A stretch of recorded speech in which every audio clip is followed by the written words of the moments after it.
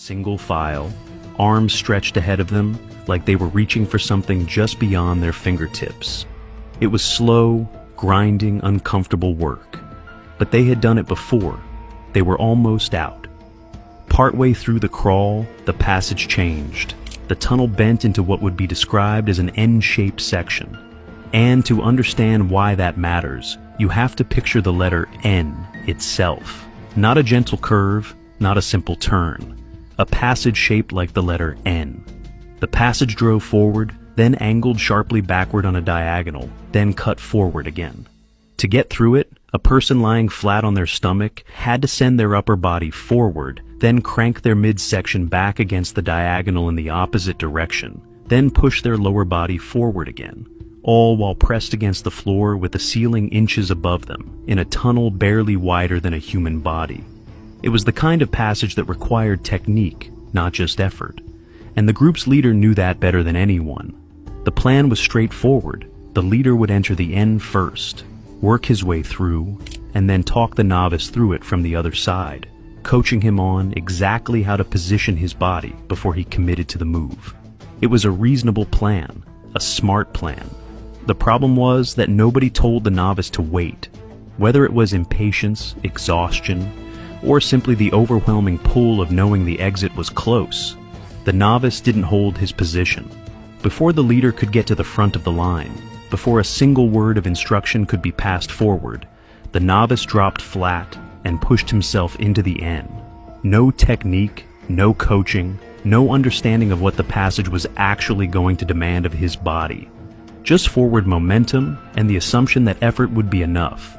Now, face down in the rock, headlamp cutting a narrow wedge of light through the dark, he tried to muscle his way through the N-shaped passage the same way he had pushed through everything else that day. His upper body followed the passage forward. Then the diagonal hit. His midsection had to crank back against the direction he was traveling, bending sharply the wrong way, while the rock floor pressed up into his ribs and the ceiling pressed down onto his back. His legs then needed to angle forward again, to follow the final stroke of the N. The geometry demanded that his body fold itself into 3 different directions, simultaneously inside a stone tube approximately 60 centimeters, roughly 24 inches, across at its widest point. His chest ground into the rock floor. His helmet scraped the ceiling. His body simply could not complete the shape the passage was demanding of it. He was wedged completely and totally in place. He pushed forward. Nothing. He tried to pull himself backward. Nothing. The N had him, and it had him completely. Behind him, the rest of the group came to an immediate and helpless halt. There was no room to sit up, no room to turn around, no way for anyone to reach him, no way to reposition, no way to do anything at all except lie flat in a stone passage barely wider than their own shoulders and wait. 7 people. 7 cave enthusiasts, subterranean adventurers, underground explorers, call them what you want, were now locked in a single file line inside the earth, unable to go forward, unable to go backward, and completely unable to help one another. The crawl had become a sealed chamber, and nobody on the surface knew they were there. Minutes passed, and then the air began to change. It started the way these things always start, subtly, in a way that your body registers before your brain does. One of the members further back in the line noticed he was breathing faster than the situation required, his lungs pulling hard at air that wasn't satisfying them, no matter how much he took in. Another felt a headache detonating behind his eyes.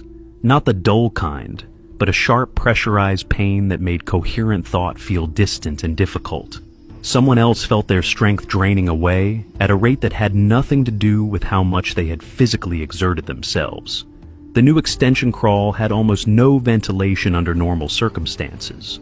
7 people lying prone and breathing hard in a sealed stone passage, exhaling carbon dioxide into air that had nowhere to circulate, burning through oxygen that could not be replaced, were slowly and collectively poisoning the atmosphere around them. Within minutes, the entire group was deep into the overlapping symptoms of hypoxia and carbon dioxide toxicity. Rapid, desperate breathing,